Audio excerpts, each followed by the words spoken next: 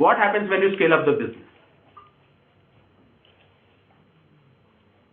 Number of processes are going to increase because number of people are going to increase in your organization, right? Number of people you have to deal with, number of customers you have to deal with, number of products you have to deal with starts increasing.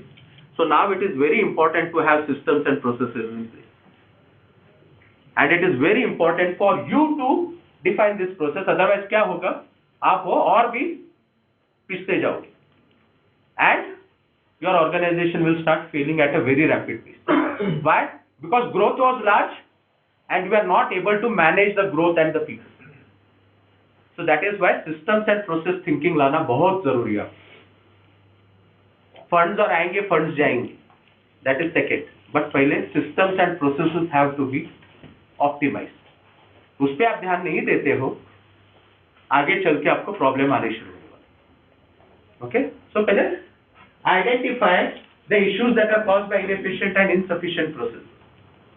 So challenge जब भी आता है तो identify करो उसे. कौन सा process inefficient है? Procurement process inefficient है? Quality check का process inefficient है? Production का process inefficient है?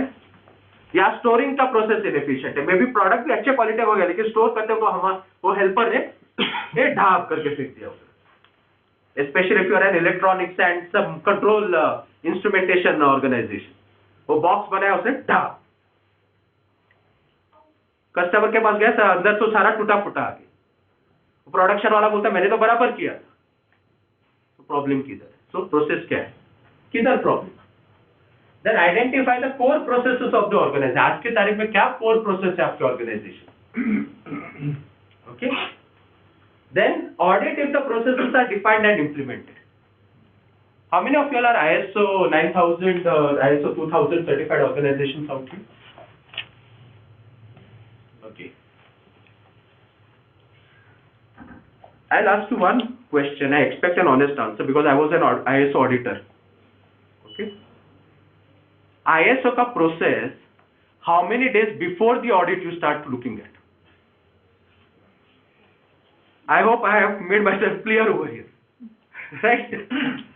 पता चलता है 2 दिन के बाद ऑडिट है, चलो यार सब डॉक्यूमेंट्स बनाओ, फटाफट डॉक्यूमेंट्स बनाओ, सबको कोचिंग करो, ये पूछा तो ये आंसर देना है, ऐसे बोला तो ऐसे आंसर देना है. Is that happening in the organization? Not necessarily with ISO, but आपने जो प्रोसेस डिफाइन किया हुआ है, are you following the process? Is anyone following the process? Very important. Because अगर प्रोसेस आप डिफाइन जो फॉलो नहीं करते हो, ये सारे जो आधे से ज्यादा प्रॉब्लम्स आने ही आने आपको. और ये सब क्यों हो रहा है? बिकॉज सारा कंट्रोल वो आपके पास है. You don't have that much bandwidth. आपके पास भी 24 ही घंटे हैं. Just because you are a business owner, भगवान ने आपको 48 आवर्स दिए नहीं है. आपके पास भी 24 ही घंटे. आप कितने जन का प्रॉब्लम सॉल्व करते जाओगे? So that is why you will have to be careful. So अगर प्रोसेस में आपको लगता है बराबर डिफाइन नहीं है, उसे बराबर कराओ. प्रोसेस फॉलो नहीं कर रहे हो, डोंट एक्सेप्ट एनी एक्सक्यूज. जितना प्रोसेस फॉलो होगा उतनी आपको मन की शांति मिलेगी. So एटलीस्ट कुछ तो एक one aspect of the business is doing well. Okay. So process जो भी डिफाइंड रहता है आपके इसमें, पहले तो उसे ऑडिट कराओ कि whether it is efficiently defined.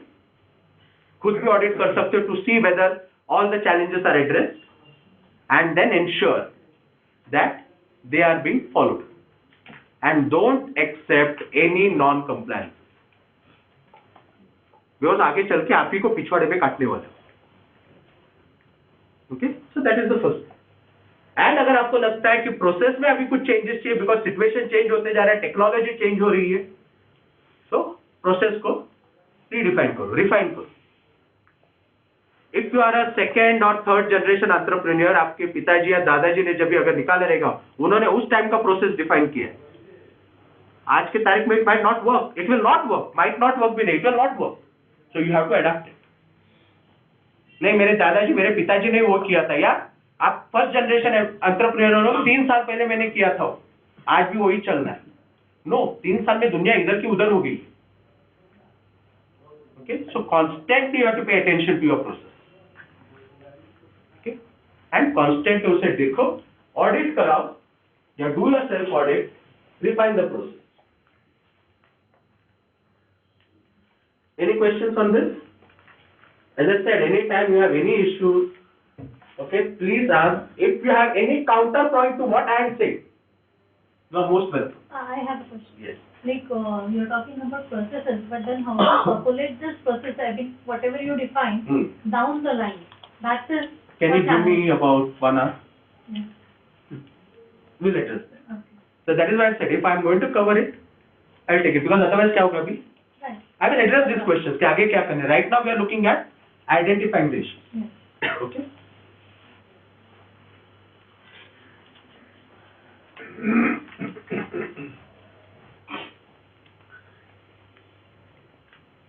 Now, this I think should answer some of your questions. Is training an issue? Some of the small scale industries might not look at training as a essential thing. Some of you all might look at training as an essential thing. But training is a highly misused term. Training as a tool is highly misused. कुछ भी problem है तारी उसको training को भेज और बाद में ट्रेनिंग चाहे तुझे ट्रेनिंग के लिए इतना खर्चा करके भेजा तू बराबर से काम नहीं कर सकता है. Training is not answers to all your problem. Why I tell you, पहले before you whenever you identify a problem and you identify कि ये पर्सन का इश्यू है, ओके, फर्स्ट देखो AWA प्रिंसिपल देखना है. First, is the employee able to perform, मतलब उसका स्किल का इश्यू है क्या?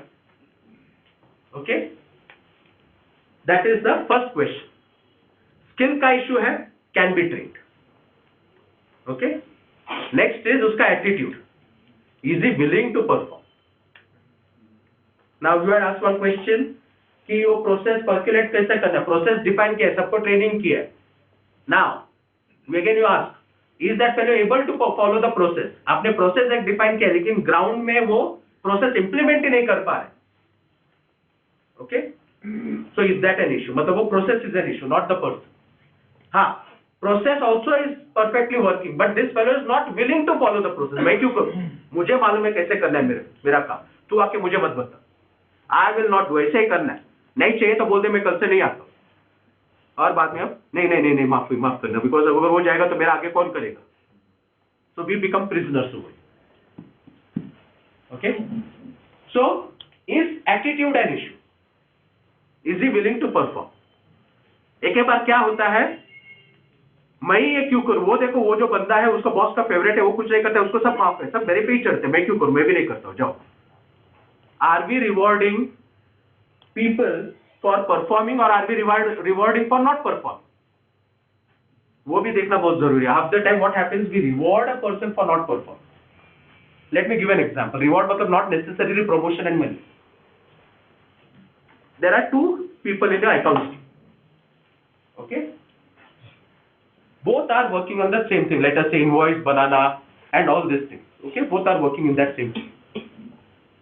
एक बंदा जो है विदाउट मिस्टेक काम करता है सब कुछ, और दूसरा बंदा जो है उसको 3-4 बार वो डॉक्यूमेंट रिवाइज कराना पड़ता है, फिर उसका किधर ओके डॉक्यूमेंट निकलता है.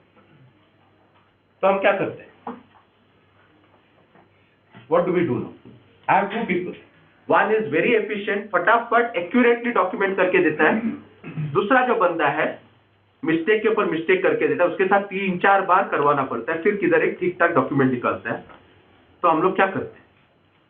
करेक्ट वाले बंदे को सारा काम कराते हैं, करेक्ट वाले बंदे को देते हैं. So are we punishing him for doing a good job और are we rewarding him for doing a good job? What is happening? Indirectly we are rewarding that other fellow for not performing. Right? वो perform नहीं करे उसको reward. कल से बोलेगा यार मैं ऐसे ही करूंगा तो मुझे नहीं मिलता, तो वैसे ही करते, जान दो, उसको दे रहा है करने. ये बंदा देखता मैं सर इतना काम करते जा रहा हूँ, मेरे पे लोड जाते जा रहे हैं, कल से फिर वो भी फिर थक के ही also start repairing. That is what you have to look. If attitude का प्रॉब्लम बोल रहे हैं लोग, अरे मेरे एम्प्लॉइज में बहुत एटीट्यूड है, first of all check, are we rewarding और for performing or are we rewarding for not performing? Half the time it has been found attitude happens when we award or reward non-performers. जब भी वो होता है तभी बाकी के लोगों में फिर गुस्सा आने शुरू होता है, फिर उनका बोलता है इसमें एटीट्यूड कहां से आ गया सडन? कल तक तो ये अच्छा ठीक ठाक था, आज सडनली इसको क्या हो गया? बिकॉज वो देख रहा है कि मैं गधा मजूरी कर रहा हूं, वो तो बैठ के उधर आराम से ऐश कर रहे हैं, येड़ा बन के वो पेड़ा खा रहा है और मैं इधर मर रहा हूं, right? That is another thing which you have to look at. So are we rewarding for performing or are we rewarding for non-performing? Then are employees allowed to perform? बंदा अच्छा है, बट क्या उसका बॉस उसको काम करने दे रहा है? Now his boss could be you. Have you formed the system such that कि सब मेरे पास से ही होने चाहिए सब कुछ?